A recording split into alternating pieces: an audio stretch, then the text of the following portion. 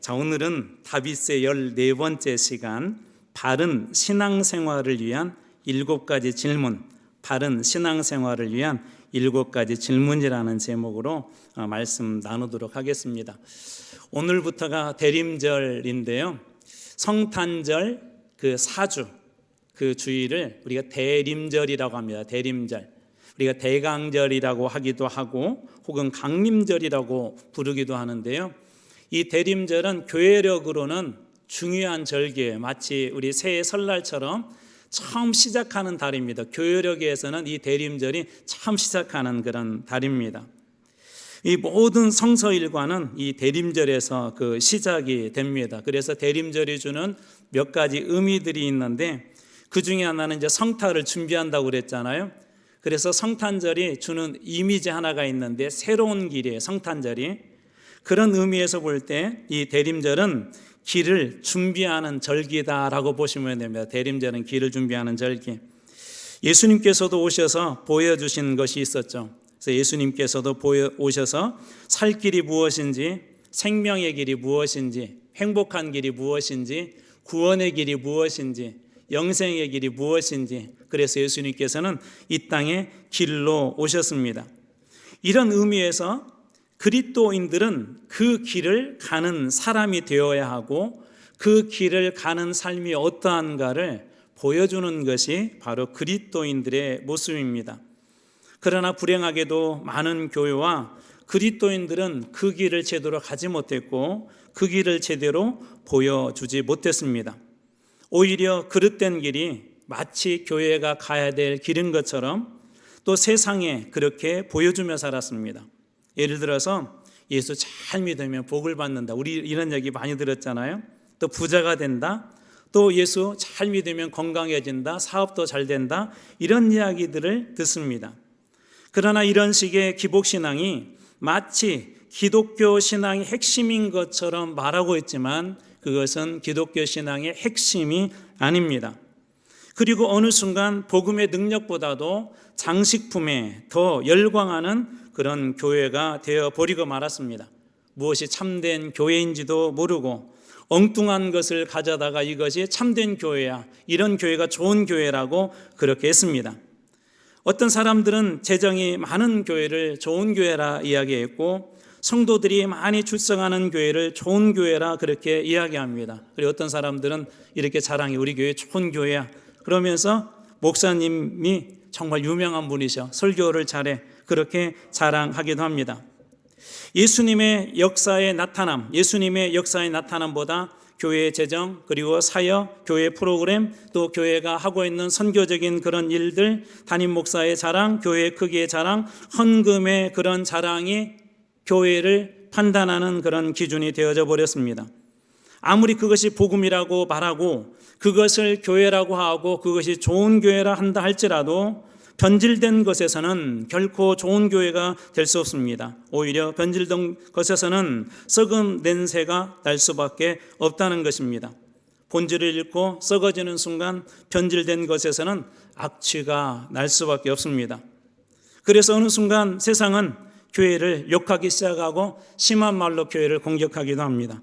사람들은 모이면 교회 이야기를 안주 삼아 말하는 걸 좋아합니다. 교회에 대한 좋지 않은 이야기는 마치 스포츠처럼 경쟁하듯이 어느 순간에 국민 스포츠가 되었습니다. 도대체 무엇이 그 잘못된 것일까요?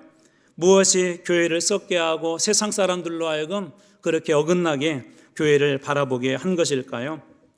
박용호 목사님이 쓰신 그 책 중에 시대를 읽다, 성경을 살다에 이런 내용이 나와 있는데요, 한번 잘 들어보시기 바랍니다. 오늘날 교회의 문제는 세상이 교회를 인정해 주지 않는 것에 있지 않습니다.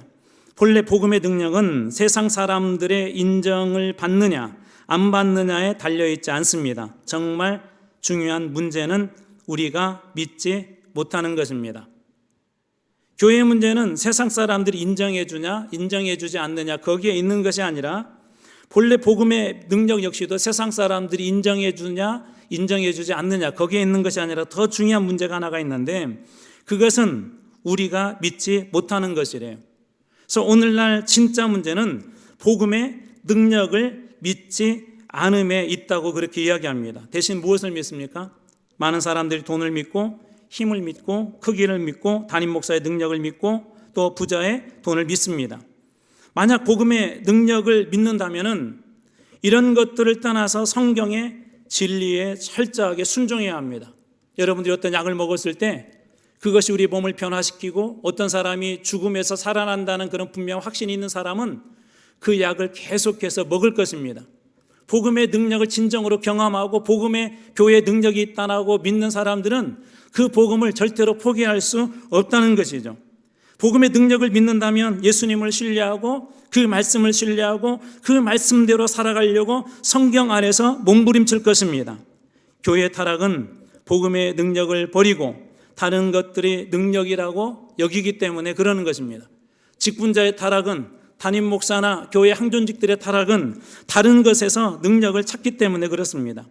그래서 항상 조심해야 될 것이 있는데 우리의 생각, 우리의 기준이 믿음이 되고 그것이 우리의 삶의 기준이 되어서는 안 됩니다. 가끔 착각하는 분들이 계십니다. 예수를 잘 믿는다고 스스로 그렇게 생각을 해요. 내 기준대로 내 생각대로 그렇게 내가 잘하고 있기 때문에 예수를 잘 믿고 있다고 그렇게 이야기합니다. 그러나 그 착각이 예수를 잘 믿는다는 오작동이 되어서는 안 됩니다. 자, 예를 들어서 달리는 이렇게 자동차가 시속 100km로 달리고 있는데 갑자기 여러분 브레이크가 오작동 난다고 한번 생각해 보세요. 어떤 일들이 일어날까요? 큰 사고가 일어나거나 죽을 수 있는 그런 위험에 봉착할 것입니다. 큰 배를 타고 망망대해를 항해하고 있는데 갑자기 기계가 오작동이 났어요. 어디로 가야 될지, 어떤 곳으로 가야 될지, 또 그리고 동력을 잃어버려서 갈 수도 없는 표류하는 그런 배가 된다면 그 뒤에 어떤 일들이 일어날까요? 우리의 삶이 말씀을 벗어나는 순간 우리의 인생 역시 오작동하고 교회도 오작동할 수밖에 없습니다. 문제는 자신뿐만 아니라 공동체의 심각한 어둠과 죽음의 그림자를 가져다 줄 수 있다는 것입니다. 오늘 본문에서 한참 벗어난 삶을 살았던 한 사람을 만나게 되는데 자기 인생의 오작동은 그의 삶뿐만 아니라 이후에 많은 사람들에게도 악영향을 미쳤습니다. 그는 북왕국의 이스라엘의 첫 번째 왕 여로보암이라는 그런 사람인데요. 그는 정말 신앙에 열심히 있는 사람이었습니다. 그런데 성경은 훗날 그를 이렇게 이야기합니다. 열왕기상 22장 52절 그가 여호와 앞에서 악을 행하여 그의 아버지의 길과 그의 어머니의 길과 이스라엘에게 범죄하게 한 느밧의 아들 여로보암의 길로 행했다. 왕들 중에 악한 왕들을 이야기할 때 여로보암의 길로 행했다 그렇게 이야기합니다. 또 열왕기하 15장 18절입니다. 여호와 보시기에 악을 행하여 이스라엘로 범죄하게 한 느밧의 아들 여로보암의 죄에서 평생 떠나지 아니하였더라. 한 왕을 평가를 할 때 그가 나쁜 왕이었을 때 하나님은 늘 거기에다가 여로보암이라는 그런 왕의 이름을 하면서 두 가지 큰 잘못에 대해서 지적을 하는데 여호와 보시기에 악을 행했고 본인뿐만 아니라 이스라엘로 하여금 악을 행하도록 죄를 짓도록 그렇게 이 여로보암 왕이 만들었다는 것입니다. 도대체 그에게 무슨 일이 있었을까요? 여로보암은 솔로몬 시대에 주목받는 차세대 지도자였어요.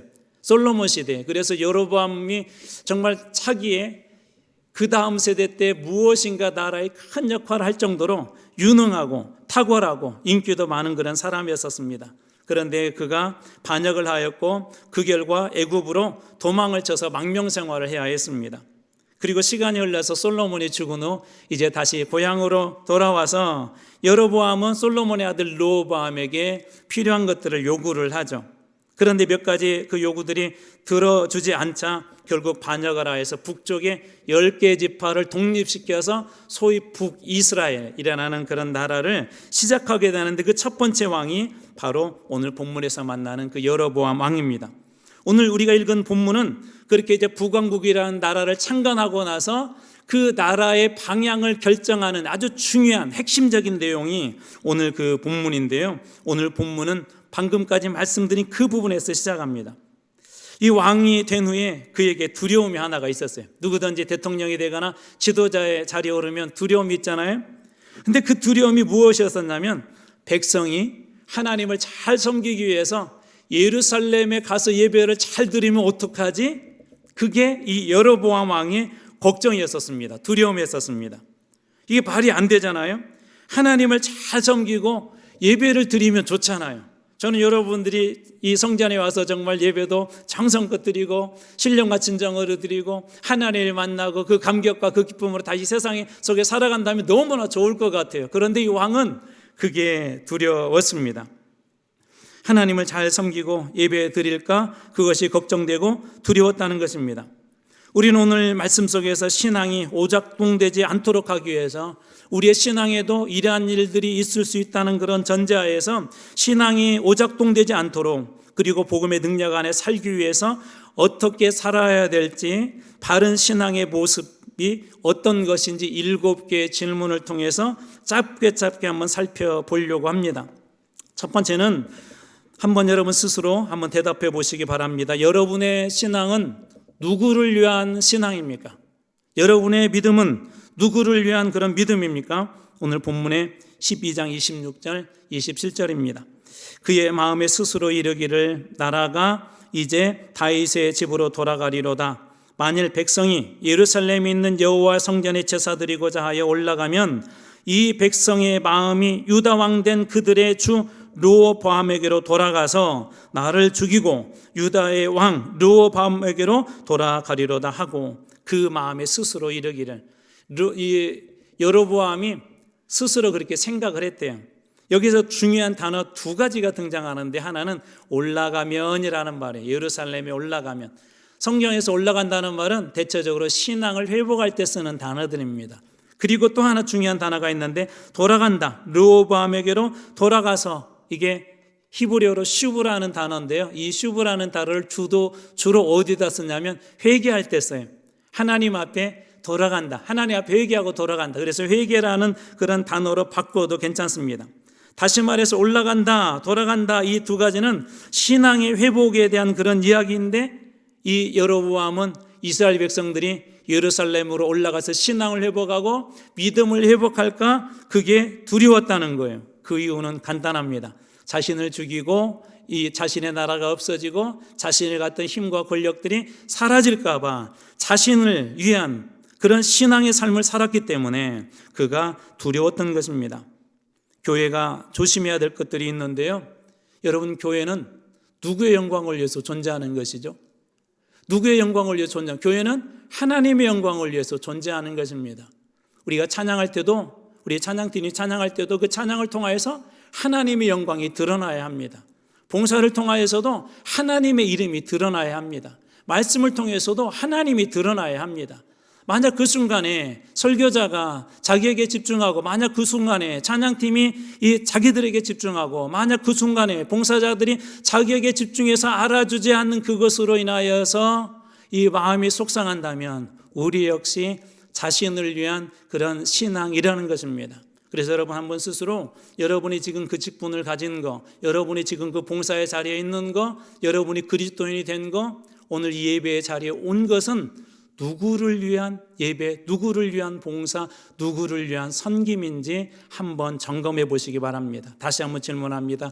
여러분은 지금 누구를 위해 예배드리고 있습니까?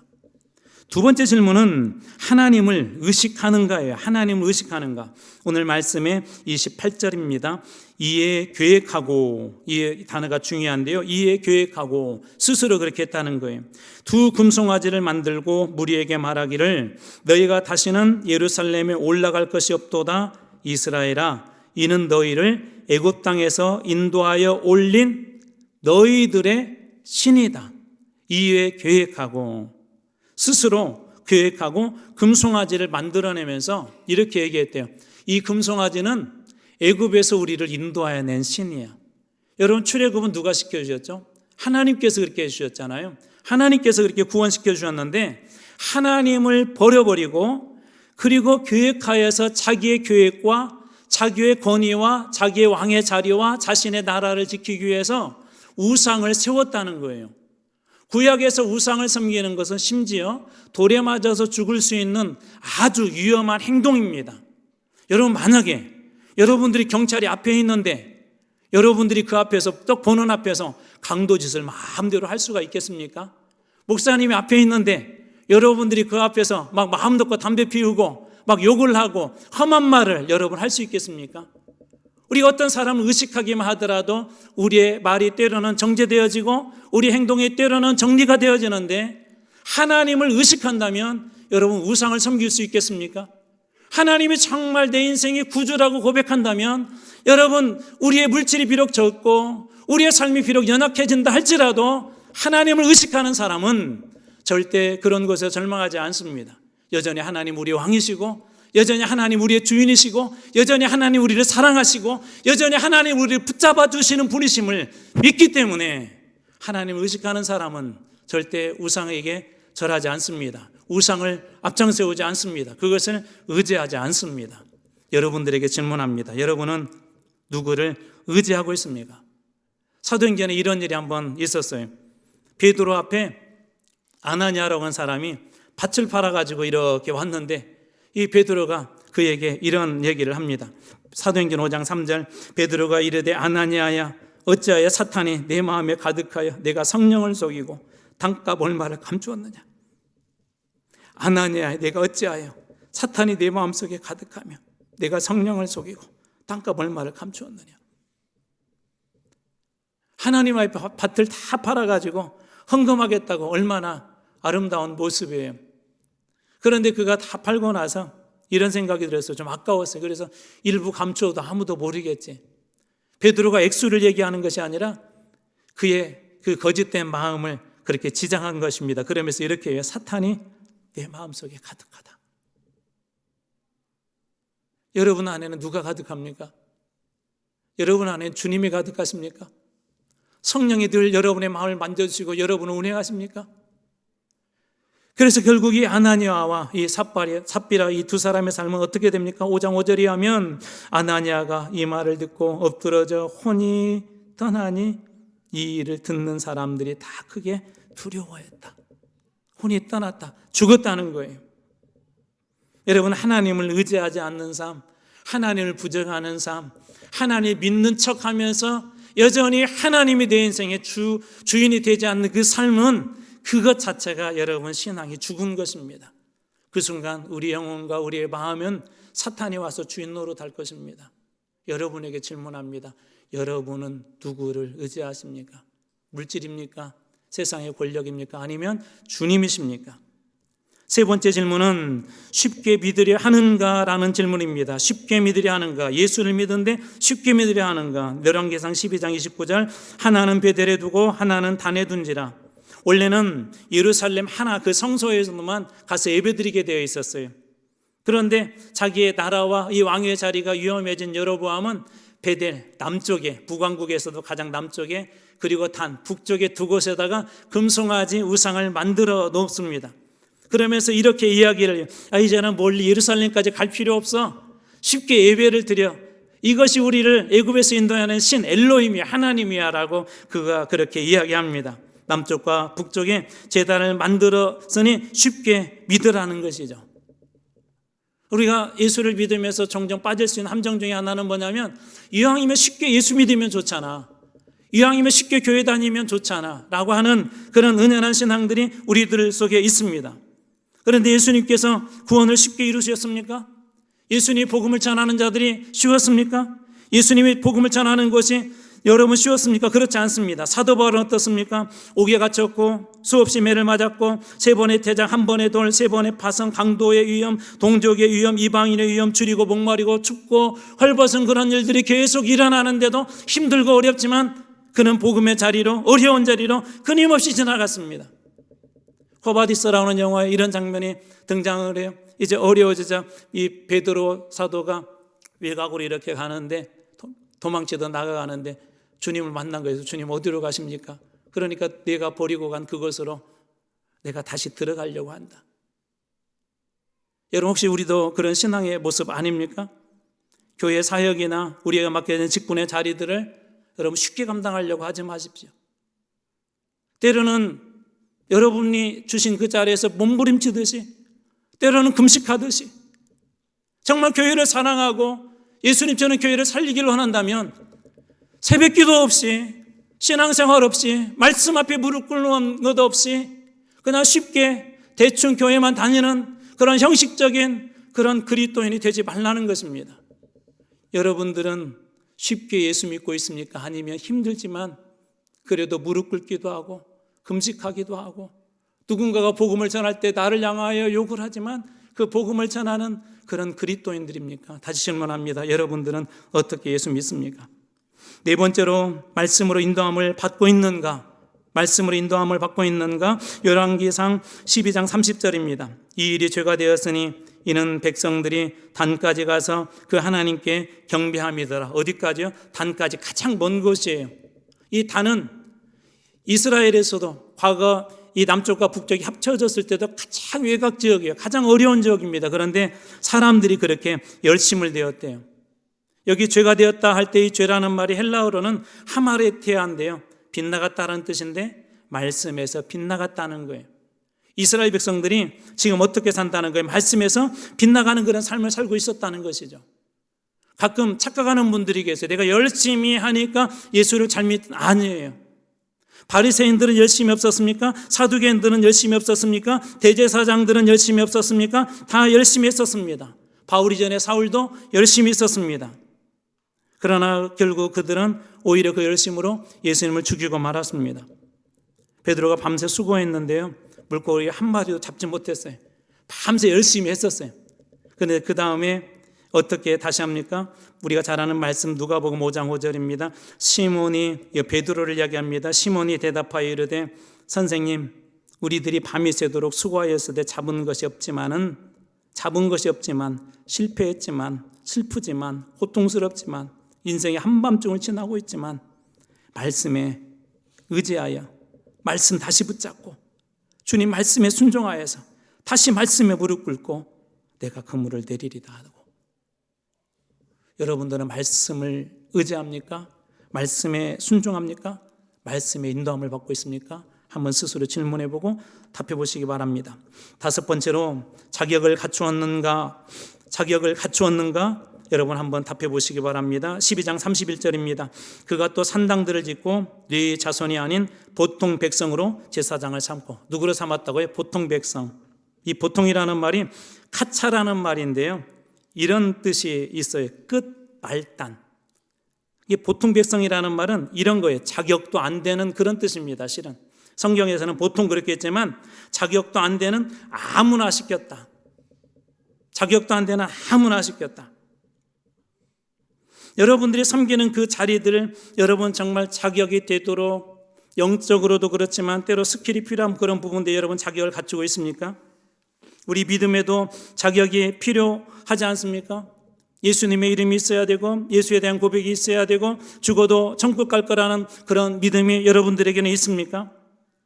자격이 안 된 사람이 목사가 되고 자격이 안 된 사람이 직분자가 되니까 문제가 생기는 것입니다. 만약에 여러분 자격이 안 되는 분이 비행기를 여러분 조종한다고 여러분 한번 상상해 보십시오. 근데 여러분이 그 비행기를 타야 돼요. 타겠습니까?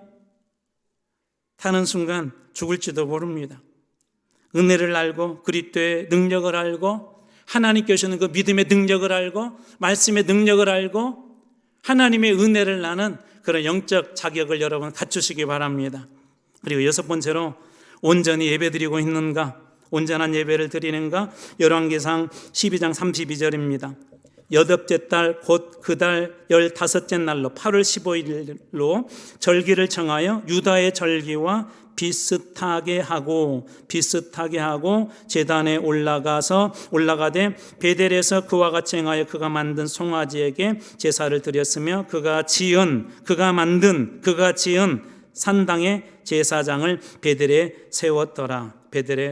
비슷하게 하고, 원래는 7월 15일이 이스라엘에게 중요한 절기거든요. 그런데 비슷하게 8월 15일로 바꾸어 버렸어요. 유다의 절기하고 비슷하게 그렇게 만들어 버렸습니다. 저는 비슷한 것은 진품이 아니에요. 비슷한 것은 비슷할 뿐이지 그것은 진리가 아닙니다. 비슷하게 내가 예배 드린다고 해서 그것이 진짜 예배가 아닙니다. 비슷하게 하나님 앞에 섬긴다고 해서 그게 진짜 그 섬김이 아닙니다. 그런데 우리는 그렇게 착각을 해요. 이렇게 하면 내가 예배 드린 거야. 주일날 교회 나왔으니까 예배 드린 거야. 내가 이만큼 했으면 직분 잘한 거야. 비슷하게는 다시 말씀드립니다. 여러분, 올바른 믿음이 아니에요. 그것은 가짜 믿음입니다. 예배 역시도 마찬가지입니다. 아무리 형식을 갖추고 비슷하게 그 절기를 지킨다 할지라도 그것은 온전한 예배가 아닙니다. 저는 여러분들이 온전한 예배의 자리에 있기를 주님의 이름으로 축복합니다. 어떻게 예배 드려야 될까? 우리가 잘 아는 말씀 한번 같이 한번 읽어보도록 하겠습니다. 요한복음 4장 24절 시작. 하나님은 영이시니 예배하는 자가 영과 진리로 예배할지니라. 여러분, 예배 드릴 때마다 이 자리가 온전한 예배의 초소가 되길 주님의 이름으로 축원합니다. 자, 그리고 7번째, 권위가, 내 삶의 권위가 하나님께 있는가? 열왕기상 12장 33절입니다. 그가 자기 마음대로 정한 달, 곧 8째 달 15째 날로 이스라엘 자손을 위하여 절기로 정하고 베델에 쌓은 제단에 올라가서 분향하였더라. 자기 마음대로 정하고 올라가서 분향하였더라. 그리스도인들은 권위가 하나님께 있어야 됩니다. 그리스도인들의 삶의 순종의 근거는 우리 주님께 있어야 됩니다. 우리의 삶의 행동은 우리 주님 안에 있어야 합니다. 왜 그러냐면 우리가 예수 그리스도를 주로 믿는다고 하잖아요. 주님으로 믿는다고 하지 않습니까? 여러분들의 삶의 권위, 여러분의 그 권위는 누구에게로부터 온 것입니까? 초대교회가 사역자들을 세울 때 이렇게 세웠대요. 가룟 유다의 자리를 세울 때 사도행전 1장 24절에 보면 그들이 기도하여 이르되 하나님께 물어보고 26절 제비 뽑아 matthe아를 뽑으니 그가 11 사도 수에 들어가니라. 하나님께 그 권위를 맡긴 거예요. 내가 인기 있는 사람 투표한 것이 아니라. 베드로는 안전병이를 일으킬 때 자기의 힘과 능력으로 일으키지 않고 예수 그리스도의 이름으로 일으킵니다. 다윗은 골리앗과 싸울 때 자기의 능력으로 싸우지 않고 권위를 하나님께 둡니다. 만군의 여호와의 이름으로 내게 가노니 하나님께 그 권위를 둡니다. 그럴 때 어떤 능력이 나타날까요? 마가복음 16장 18절 말씀입니다. 뱀을 집어올리며 무슨 독을 마실지라도 해를 받지 아니하며 병든 사람에게 손을 얹은즉 나으리라 하시더라. 저는 우리 성도들에게 이런 영적 권위가 회복되기를 주님의 이름으로 축복합니다. 주님의 권위를 인정하면 그 권위를 그리스도인들은 권위를 위임받은 자들이기 때문에 그 말씀에 놀라운 능력들, 기도에 놀라운 능력들이 동일하게 나타나게 될 줄로 믿습니다. 예수를 믿되 여러분 바르게 믿으시기 바랍니다. 운동선수들도 이렇게 예수가들도요, 피아노 연주자들도 자세도 정말 중요하거든요. 거기서 실력이 나오거든요. 오래전에 박찬호 선수에 대한 기사를 읽으면서 은혜 받은 기사가 나와 있었는데 승률이 안 올랐어요. 그래서 이렇게 자세히 이 검사를 해보니까, 조사를 해보니까 이 팔꿈치의 각도가 조금 승률이 좋을 때하고 그거에 따라 조금 달라졌대요. 근데 이 자세를 조금만 교정을 했는데 그때부터 승률이 올라가더래요. 여러분, 자세를 조금만 교정하더라도 영적 승률이 올라가게 될 줄로 믿습니다. 여러분, 오늘 7가지 질문을 한번 스스로에게 던지면서 오늘 말씀을 한번 마무리해 보도록 하겠습니다. 같이 우리 한번 읽어보겠습니다. 시작. 주를 위한 믿음인가? 하나님을 의식하는가? 쉽게 믿으려 하는가?